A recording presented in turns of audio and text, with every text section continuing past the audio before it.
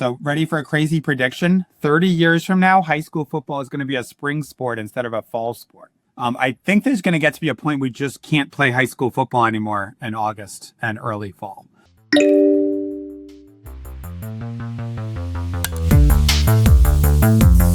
Tom, it's a Friday night. Picture this. Shel Winkley, phone in hand. I'm in my group text. And back in the day, if I was in a group text on a Friday night, we're probably thinking like, where are we going out tonight? Where are we meeting up? What time are we meeting up, right? We're going to go probably find ourselves in a few places till about 2:00 in the morning.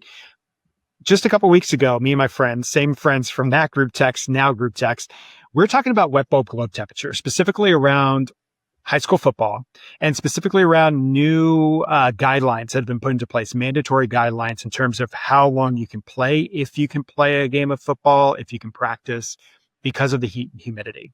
So one, shows that I'm getting older, but two, I think it's really interesting because when we talk about the ways that extreme heat and humidity impact our lives, we know that sports is part of that, right? And so it's a really big conversation because a lot of people don't understand what wet bulb globe temperature is, but I don't think that we've really given a lot of deep thought just on the day-to-day to what that means for what our kids are going through, especially our student athletes.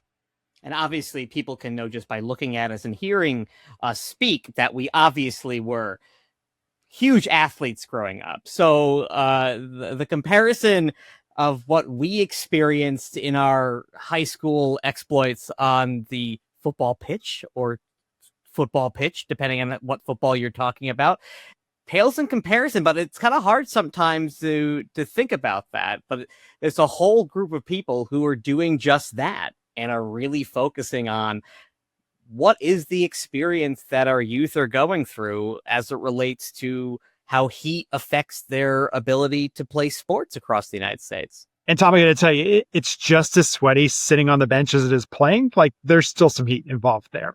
And with that, my name is Shel. And I'm Tom. Welcome to Curiously Climate. This is a podcast from Climate Central. And Tom, today we're curious, not only what does the heat mean for us as maybe spectators or parents as we're going out to cheer on athletes for high school sports or little league sports, but also what does that extreme heat and climate change mean for the student athletes themselves? And we are so honored to have some of the literally world-leading experts on this topic speaking with us today. Dr. Doug Costa, the CEO of the Korey Stringer Institute at the University of Connecticut, and Dr. Rebecca Stearns, the Chief Operating Officer. This conversation was fascinating, and I cannot wait for all of you to jump in with us. Let's start from the very top. Let's say, can you tell us a bit more about the story behind the Korey Stringer Institute and how its mission has evolved over the years from when it started to now? Sure. Yeah, that's definitely a good starting spot. I mean, I think we have to maybe take it back even a little further that August 8th, 1985, I suffered an exertional heat stroke myself. I'm running a 10K race on the track. Collapsed on the last lap, got up, collapsed again, then was unconscious for a few hours. Had amazingly good medical care on site by the athletic trainer and the emergency room physician when I got to the hospital. Because that's the real beginning of this story, is 41 years ago. Because then just 16 years later, as you all know, Korey Stringer passed away on August 1st, 2001, the only NFL player to die during a practice conditioning session or game in the 105-year history of the NFL.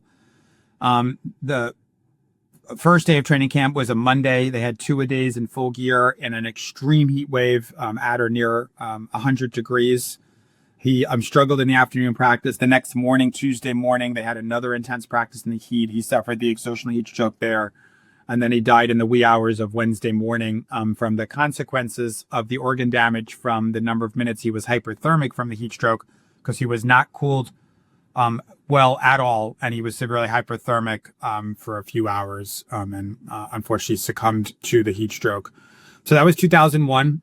For the next 8 years, I served as an expert witness for his widow and his 3-year-old son at the time. In 2009, Commissioner Goodell and Kelsey Stringer, his widow, asked if we'd want to host a lasting legacy for Korey because they'd come to, the NFL came to respect the work that we do here and the passion we have and thought it might be a good home for this to have a chance at really succeeding. And then we opened our doors. Me, Becca, and literally one other person were like actual staff members on April 23rd, 2010. And that was 16 years ago now, right? And we started with basically 3 paid people and like 10 volunteers, and we now have 100 people, 25 paid staff, and 75 volunteers. We have 3 divisions, laborer division, warfighter division, and athlete division, where we focus on anything that could be related to performance and safety issues for those populations that either have to work or do their sport in the heat. And Dr. Stearns, maybe this is a good place. Yeah, I think that's interesting just with Korey's story, because this didn't happen all at once, right? This was a prolonged, I guess, episode that led to us losing him. So can you really kind of explain how extreme heat and humidity affect the body? I think for a lot of people, we just think about it like, oh, it's uncomfortable. Maybe I need to go inside, turn the air conditioning on. But what does it actually do to the body that leads to these heat fatalities? Yeah. So it's a great question. And I think one of the things that we have to talk about is kind of when we have exercise and heat stress combined, right? Exercise in the cooler environment is much easier because we don't have the additional layer of heat stress. And so it is an additional layer. Just exercise in general has a greater demand on the body in terms of specifically with blood flow, oxygen delivery, right? So you're trying to fuel the entire demand that you have on the body just from exercise itself. And then you add in the layer of heat stress, and now your body not only is trying to feed the system for exercise or performance, but now it's also trying to dissipate the accumulation of heat that's coming from the environment as well. Your body naturally produces heat when exercising, so you already have that going on. I'm sure everybody's a little familiar. If you start a brisk walk or you start exercising, you get a little warmer. But now you also have heat gain from your environment. And so your body combats that by enacting all of the mechanisms that we have to dissipate that heat. And the main one we have is sweat evaporation. That is by far the largest one that we have. And it's really dependent on your skin and the ability for your sweat to evaporate off your skin. That's what cools your body. And that becomes incredibly hard when you have a hot, humid environment around you. The air is already saturated with that water, so it makes it harder. So if the sweat actually drops off your skin, it doesn't actually cool you. You're just losing fluids and then progressing in terms of dehydration. So it becomes very, very intense and what we call uncompensable, meaning you wouldn't be able to necessarily continue in that environment when it becomes very extreme. So I think what we see and why we see such great risk in warm environments is because of that dynamic of the body trying to meet the demands of the activity or physical exercise, but then also cool itself so you can maintain that activity in a safe environment and a safe body temperature. And what we see happen with cases like exertional heat stroke, like the stories Dr. Costa was just talking about, his own personal experience, and also what we saw with Korey, is when your body temperature reaches a very critical limit where that produces a threat to your overall physiological functioning, the organs themselves, and ultimately potentially, could be catastrophic if we don't have an intervention. Yeah, I think it's interesting. Look, I am not the peak of physical fitness in any way, shape, or form. I had fried chicken probably 3 times over the last week. But what I've noticed during the summertime specifically, when I track my runs, I'm down in the South, so it's exceptionally humid down here. And I've noticed my heart rate when it's getting to that peak, it generally was around 180, 185, but during these summer months, it peaks out closer to 190. And to the point that sometimes I get a little bit dizzy. And I'm guessing that's part of this exertion that my body's trying to keep up with. Yes, definitely. Yeah. Yeah. Okay. So sticking to this kid who's not an athlete at all, as we head into summer months, we're getting into the back of school season. And I remember growing up 2-a-days in Texas. We did it in the morning and we did it at 3:00 in the afternoon. And they said, it's hot. That's just part of playing football in Texas, right? That's what my coaches told me. That's what my dad told me. And I'm assuming that's what his parents and their parents told them as well. But lots of kids are about to start fall sports at the hottest time of the year. And we know that climate change is making that extreme heat more frequent, more intense than what it was just a couple decades ago when these past generations of athletes were playing the same games. And again, small town Texas guys. So like football is life on a Friday night here in Texas. So how can we better protect student athletes today? And how do we talk about that with even just some of these older generations to say like, yes, it is typically hot as we start these practices, as we do these 2-a-days, but there is something a little bit different now versus just a couple decades ago. All right, I'm going to take this on, Becca, for starters. So ready for a crazy prediction? 30 years from now, high school football is going to be a spring sport instead of a fall sport, so that the phasing in happens in March instead of August. I think there's going to get to be a point we just can't play high school football anymore in August and early fall, because it's just getting so much worse. I think we can handle it in college and pro because there's so much resources and you can have indoor training facilities and you have a lot of medical staff. But at the high school level, I'm just not sure we can handle 150 football players with one or no athletic trainers for medical care and an ever increasing heat that they have to perform in, especially during the August month. If we went back 150 years, I wish football just was a spring sport instead of a fall sport, right? Wouldn't it be better to start in March? Big 250-pound linemen with full gear on, doing really hard exercise. Why are we dropping them on the hottest day of the year to start all of that? Start it in March instead, and then build up, have the season be in April, May, and early June.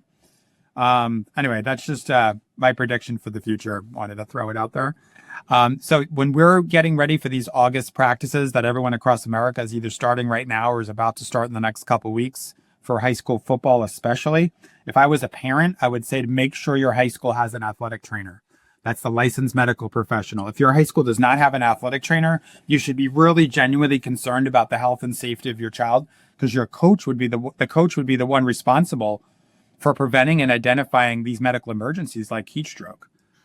Above and beyond that, the 5 biggest things that kids can do and parents need to take a look and coaches need to think about to prevent heat stroke from happening during football practice. One is hydration. Making sure, hey, when you do intense exercise in the heat and you're dehydrated, you get hotter faster. So hydration is protective during intense exercise in the heat. Second is heat acclimatization. That's phasing in activity in the heat. So you get much better at tolerating heat after the first week versus the first day.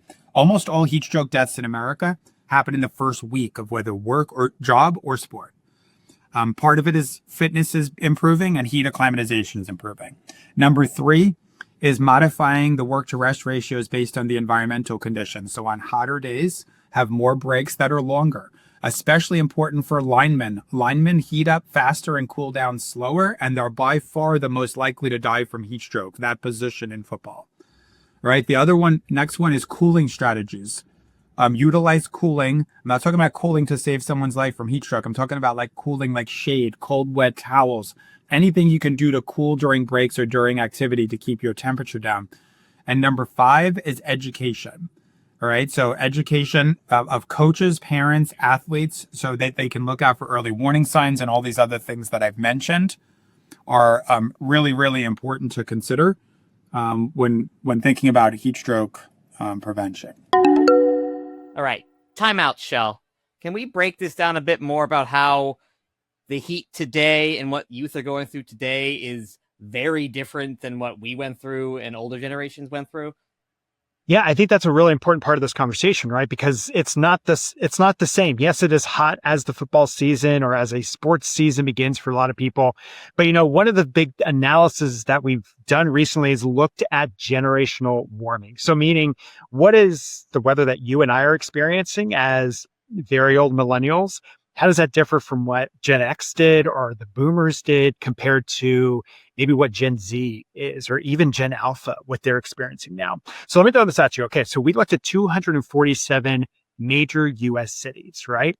And we know that now a Gen Z childhood experienced 2 times more extremely hot days because of climate change. So we used attribution science here to figure this out than a millennial child did. And they experienced 4 times more than what a Gen X child did. Oh, no cap? Sorry. No, but that seems Translate wild for to me. me. Is that's crazy? I think. I don't know. I'm an elder millennial. I don't understand new words. But is this true for everywhere across the United States? Is it more in one area than the other? What's happening like in areas further to the north where it's not as hot? Yeah, so you got to think about like what is hot for an area a little bit here, but we know a couple of different things. So one of those cities that we looked at, 27 of them, a Gen Z childhood included more than 365 days. So literally an entire year of more extremely hot days, like we're talking about here, that happened for them than it would have in a world without human-caused climate change.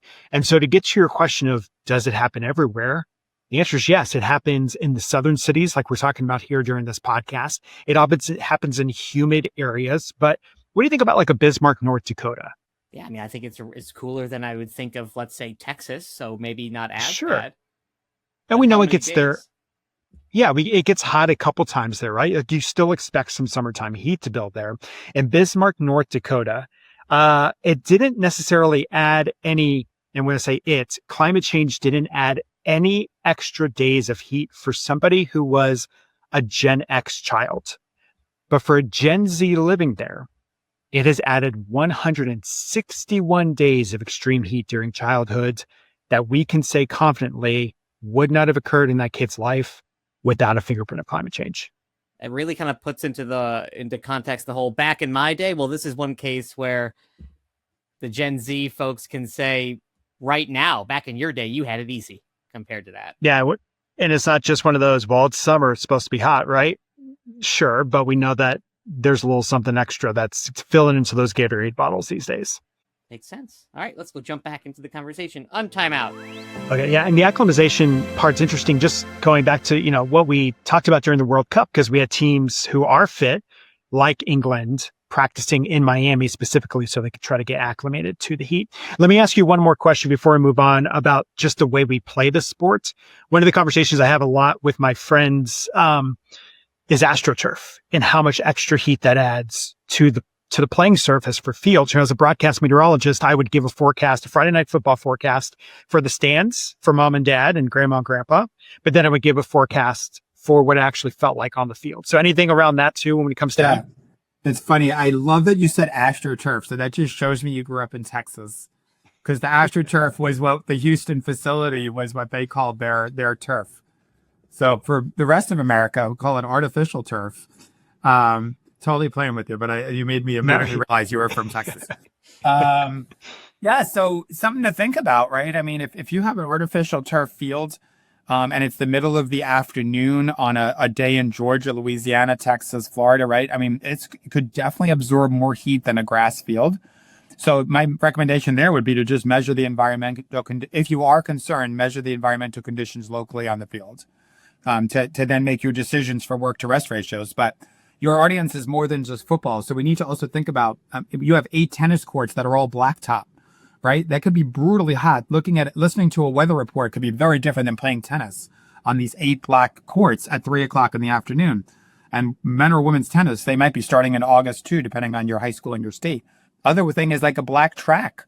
A lot of tracks are black. They're 8 lanes of solid black material that is much hotter than if you were in a shade or if you were on a grass. So there's a lot of fields, not just, artificial turf fields, that could accumulate more heat that we just need to consider. If we are worried, just measure the environmental conditions locally. And I'm really glad that we actually kind of got off of not just talking about this as a football thing, but as so many other sports. Now, I was not a football player growing up. The pads weighed roughly as much as I did, and I had trouble with that. I played soccer a lot. So my summers were spent outside in 100-degree heat, running 4 miles in a game nonstop. And that was my thing. And then coming off the side and there being wet towels being laid on our necks and on our backs, and just anything to keep us cool. And that was just the norm of how things were. And looking back at my childhood on a really hot field in northern Jersey at a soccer tournament where there's no shade and it's just a couple of canopies, it's remarkable there weren't more. And there's always, I feel like, always remembering there being an ambulance being called at some point during that, and you wouldn't know if it was due to someone breaking a leg or because of someone passing out from the heat. Now, if I understand correctly, there, in terms of like nationwide guidance about managing heat and health in youth sports, does that exist? So who actually ends up making the decisions about whether it's too hot to play and for which sport? Do you want to start this, Becca? Yeah, I can start this. It's very close to home based on the recent work that I've been doing. So it's a really good question. So I'm going to talk specific to like the high school or secondary school level. If we get down to younger levels, it actually becomes even more complicated and less defined, I would say. or maybe murky. So specifically for the high school level, regulations, guidance, policy, that really comes down to a state level organization. And so there's no necessarily national governing body that can regulate sport, I would say. We certainly have guidelines and templates from the NFHS and a lot of educational materials as well, but they can't require anything at the local level. So what happens is a lot of the secondary schools or high schools are regulated from state at the state level. And so every state has what's called the State High School Athletic Association, or a version of that. And they usually have a sports medicine advisory committee that advises them on health-related decisions. And so a lot of these policies, things that we're talking about, the things that Dr. Casa just mentioned, things related to modifying based on the weather or having heat acclimatization policies, these are all governed through these state high school associations or through, say, state laws and policies that could be governed. But those are the main policy pathways, I call them. So either state laws, state high school association, sometimes through the Department of Ed. But that is at a level that can be required and not just recommended. And we track all of those because these are such critical things that we know are important predictors for catastrophic injury in high school sport and those outcomes. So we've been tracking them for almost 10 years now. And we've seen great progress in those last specifically like 8 years in terms of the number of policies adopted and the protections that do exist for high school athletes. So we had not to keep harping on football because there's a lot of different injuries here, but I think about the way we look at concussions now, right? Like we did a lot of work in order to try to protect people from head injuries in some of these sports. Like, do you see us getting to a point where everybody adopts these heat guidance or, really takes it? Because there's a lot of folks too that have heat guidance out there that maybe don't actually enact them when we cross a threshold. So like, at what point do we get to where we're all saying like, yes, this is important. And yes, we're actually going to follow through with this. Can I add? I'm going to go back up. And then I'm going to pass over to you because I think this is also important. I should also have said that there's a lot that can be done at the local level. And we know if a high school does have an athletic trainer, they're more likely to have these policies in place as well, because athletic trainers are trained and they know the value and the importance of these things. And they're usually the individuals that can help enact a lot of these policies. So when I talk about progress that has been made, that's simply from what we know in terms of what's required of high schools at this point. But certainly from a more local level, we know that some can be more proactive and already have these items in place, especially if you have an athletic trainer. So now I have to get back to your other question, which I'm going to pass over to Dr. Casa to continue with. Yeah, I think it's important for your audience to consider that you got to parse out when we're talking about risk in the heat, what caused the heat stroke in the first place? Those are the things we talked about before, right? No fitness, not heat acclimatized, not making modification, environmental conditions, dehydrated, whatever all those things are, combination or isolation of those items. So what caused it is one thing, but then what causes someone to die from a heat stroke is very different than what causes it. You die from heat stroke because you spent too many minutes above the critical threshold for cell damage. It's that simple. It's 100% survivability on planet Earth so far if someone's temperature gets under 104 within 30 minutes of presentation. Thousands and thousands of cases. Everyone survives if you get under 104 within 30 minutes.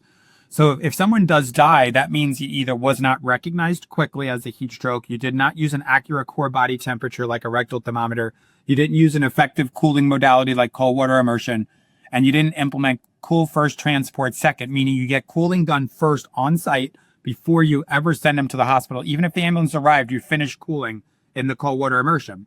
We have to start treating heat stroke like we do cardiac events. We would never wait to do chest compressions or put on an AED until they get to the hospital because it'll be too late. They'll be dead. So same thing in heat stroke. We do all of this on site and then we transport them because we have this tiny window of time to get them under 104. So when you see someone's passed away, you have to ask yourself, what happened at that high school? If it's a high school cross country runner, soccer player, football player, if they passed away, that means that they didn't get under 104 within 30 minutes. And the policies and procedures failed in some way. They didn't identify it fast enough. They didn't have the cooling modality set up, or whatever it was. So I think it's really important when it comes to your state may have a policy and you can choose to follow it. But even if the state doesn't have a policy, you're still going to be liable because the standard of care is to live after you have a heat stroke because it's 100% survivable. So I've been an expert witness on 85 cases of heat stroke, and I've won all those cases because it's an accepted norm that we would be able to have a $150 immersion tub and ice and water to save someone's life if they suffer a heat stroke. And if I can tag on to that very quickly, to kind of go back to the analogy of the concussion, what we've seen progressing in the concussion world, one of the really encouraging things that I talked about in terms of the uptick of the policies and those that are enacting these is what we've seen is that in the last 8 years, the most dramatic uptick that we've seen is in the realm of these heat safety policies. So things related to heat acclimatization, wet bulb globe temperature monitoring, having cold water immersion tub on the sidelines and cooling first and transporting second. That has been the largest jump that we've seen specifically to the high school level in the last 8 years. So I'm very excited, and I'm going to talk specifically to Texas really quick for a minute because Texas just passed the policy requiring WBGT monitoring or weather-based monitoring for all of their high schools. And so with the passage of that and the more recent and also recent passage of that same policy within California, what we know is that of the 8 million high school athlete participants that participate in sports every year, and based off of all the other states that have that policy in place, we now have over 50% of the high school athlete population that are covered and protected by that policy. So it's really exciting progress that we've seen.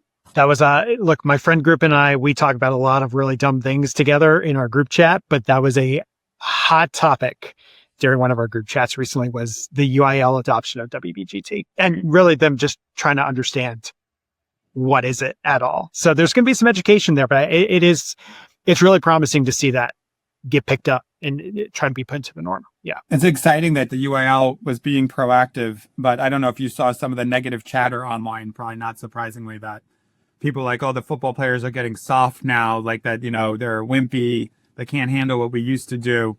My perspective is people are getting smarter because if you follow good work to rest ratios, you actually will have a much higher quality practice session because if your temperature's lower and your dehydration is less, you're going to have a much higher quality workout. So you're actually going to be a much better football player when you have these standards in place. So I'm happy smart prevailed over tradition. But it did take Texas a long time to get here. Remember, 2009, a best practice document was published and states started mobilizing towards best practices for wet bulb globe temperature. And we're almost 20 years later, but better late than never. One thing I couldn't help but kind of, I'm a meteorologist by training. Shel's a meteorologist by training too. One thing I kept thinking about is when often before hurricane season, there's always a hurricane preparedness week, but it always happens well before the hurricane season because the last thing you want people to be thinking about when a hurricane is bearing down is, oh my God, what am I going to do? And I feel like there's a lot of similarities here, for extreme heat too, and what to do is you don't want to be thinking about oh, what is this should be something that's discussed. A lot of the work is done when it's not hot outside, the education, yes. the acquiring of the things that are necessary for it. I'm so happy you said that, Becca. I want to mention one thing here. The perfect example of this is the concept of cool first, transport second. Because in a lot of locations, when an ambulance arrives on site, they have to take over care, right? So they might arrive 3 minutes after the person was put in a cold water immersion tub. They take the person, they drive 20 minutes to a hospital. The hospital's not ready to aggressively cool anybody, right, when they first get there. And then the person dies from heat stroke a few days later. So in January, in a very low stress environment in a conference room at a high school is when you need to discuss with your local ambulance services and your superintendent, your principals, your athletic directors, your athletic trainers, your team physician needs to sit down and say, when we have an exertional heat stroke or we have a cardiac event, we're going to do this emergent care. And then immediately after we're done, we're going to send them to the hospital. And that's going to become the policy. But like you said, you can't discuss that when you're making the call for a heat stroke, right? Because no one's going to perform well. That has to all be worked out ahead of time. I know we talked a little bit about some of the state policies. I was curious.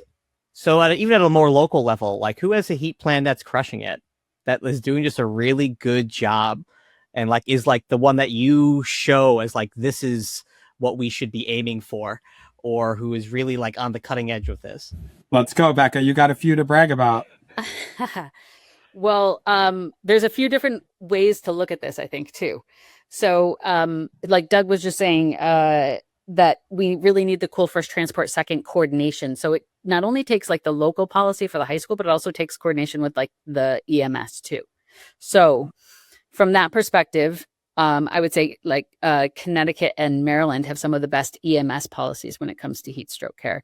And that's statewide. Locally, we know that Phoenix is doing a ton related to cold water immersion as well. So those are great EMS policies that we've seen reflected to support this care on site for the community and also the high school athletes. In terms of high school policies specifically, there have been a couple states that have been really proactive in getting policies adopted prior to the deaths. A lot of times we see the policies being reactive to the deaths. And so I want to give a massive shout out to New Hampshire and also New Jersey. Those are two states that were really proactive in their policy approach specific to heat, I would say. And Vermont. And Vermont too, most recently Vermont. The states where I'm less worried about heat stroke, but at least they were proactive. Yes. So we're really excited for those. And then we have seen massive adoption also in some of the Southeast states where clearly we've seen a lot of heat stroke deaths. So Florida and Georgia are some of the big prominent ones in the Southeast. And a lot of them in Southeast have now adopted all of these policies. Louisiana is also another one. And it's interesting because they all have their own pathways and stories on how they got there. So I would say it's not one way to get there. There's many ways to get there. The more important thing is that you get to that point. And the other thing that I think has been really great and demonstrated by both Florida and Georgia is that they have over 90% of all of these catastrophic best practice policies in place in those states, outside of just heat as well. It addresses cardiac as well. So I think it's been really interesting because we've shown that it's really possible to be able to do this comprehensively. I think one thing, and I know it sounds depressing, but the most common path in the Southeast to getting really proactive heat policies in place, the path is many kids dying. We need lots of kids to die. Florida, Louisiana, Georgia are just good examples of lots of kids dying from heat stroke and then them adopting policies. In fact, if you go to the state law in Louisiana and Florida as two examples, the law is named after the kid who died from heat stroke. What Becca's point is just perfect to understand is we had all these policies and knew all the things before any of those kids died. And so, but they needed the kid to die to be the impetus. So we've had some states tell us, well, we haven't had a kid die. And literally the state that borders them had 4 kids die. And so they were waiting for their own kids to die. And then someone dies and then they implement the policy. And you think I'm exaggerating. We're not exaggerating at all. So we have a slogan at KSI is to do whatever you can before they die. Because if we know cold water immersion helps a kid in South Carolina, then North Carolina should seriously consider adopting it because it's going to help that kid too. So it's unfortunate that we regulate high school sport at the state level because it does require 51 state high school athletic associations, including DC, to have to get on board with every single sub policy. Like Becca just mentioned, we have a 100-point rubric that we look at for cardiac, head, heat, EAPs, athletic training services, and we grade out all 51 entities on where they are on the 100-point rubric. And she gave a shout out to Georgia and Florida. They're far and away, like they're both in the 90s. But we have states in the 40s, states that have 40 something out of 100, while we have other states at 90 something. So there's some states that need to be a little more proactive. Yeah, I would say, our last podcast episode where we focused on the World Cup, but the person we talked with for Football from Futures, his name was Elliot. Tom and I were talking about high school sports and this time of the year, we mentioned how student athletes die because of the heat. And he was floored, being from the UK, he was floored that was something that happened here and that maybe there wasn't a lot of attention around. So yeah, I think that's a really good point. One, unfortunately, this does happen. So hopefully it's not in vain. But 2, I think this is a really good example of what we're doing here, like this communication, this talking about it together, and hopefully that can enact some of these policies and these safety protocols to be put into place. Let me say something just quick. So just for your audience to know, based on what you just said, heat stroke is one of the 3 leading causes of death in high school sport. And in the summertime, it's the leading cause of death in high school sport. So I think, and I mentioned death, but keep in mind, most heat stroke people, when they're not treated well, meaning they're not cooled aggressively, actually most of them survive, but they have long-term or permanent complications. So problems with your kidney, liver, heart, brain, muscle, exercise heat intolerance. So people who are not cooled well may die but if they survive, they're very likely to have these permanent complications. And those you don't hear about in the newspaper or on the headlines because it wasn't technically a death. All right. So it shows again the importance of aggressive cooling. Aggressive cooling not only saves their lives, but it allows them to come back to have normal, almost all of them have normal function after. So they can come back to sport, come back to school, and they can still pursue their life after. And all to come to this has been super interesting. And I was just curious, as we wrap up here, where can people go to actually see those rubrics and ranking of the states? Is that something that you all have available? Yeah. So it's all posted on our website. And we have the history kind of how it evolved and how it got to, us referencing best practice documents to try to track these policies throughout. So you can go onto our website and we have the policies there. We update it every year. And we have a whole audit team that goes through and tries to find these policies and make sure that they're updated. And we're tracking them because of the value that we see in the progress that we've been able to track too with all of these great improvements. You want to say our website, Becca? Yeah, so it's the ksi.uconn.edu. And you'll be able to find those links in our show notes, so you can find them very easily. Yeah, then if your show notes, you can actually put in, that gets you to the website, and then we can actually show you exactly how to get to the rubrics within our website. Yeah, and I hope now that as we wrap up here, there are going to be people watching and listening here whose own kids are going to be starting their sports season. So maybe it's a good thing to ask your high school, what do we have? Well, is there a plan? Is there an athletic trainer? This is a time to really be pushing those questions, because it's not just about, you just being someone overly cautious. It's someone who is taking this seriously. So I want to thank Dr. Casa and Dr. Stearns for joining us here today. This was a fascinating podcast, and stay tuned for more. All right. Thank you, guys. Thank you both. That was super interesting, and I got to relive a little bit, an itty bitty bit of my previous sportsdom back in high school. But everything we heard about how heat is applied to youth sports now, how fragmented it is, how important it is, it frankly kind of blew my mind. And the idea that we're only going to see these extremes increase and this risk increase, that football may become a spring sport in parts of the country is just mind-blowing. That's one of those things where you don't want to hear that, but then when you really think about it, somebody has to say it. And I'm glad that Doug brought that out there, because that is something we really have to think about. And I hope that as you just kind of noodle on this for whatever sport you might be watching student athletes try to excel at in this heat, that's important. Because a lot of times, even growing up myself, a lot of people said, suck it up. It's hot outside.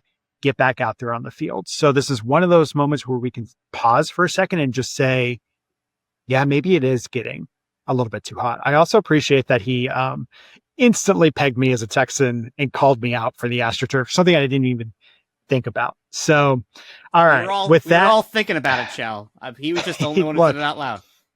Keep me honest. That's all I ask. All right. For this edition of Curiously Climate, we appreciate you stopping by. My name is Shel. And I'm Tom. And we'll see you back here on the next episode of Curiously Climate.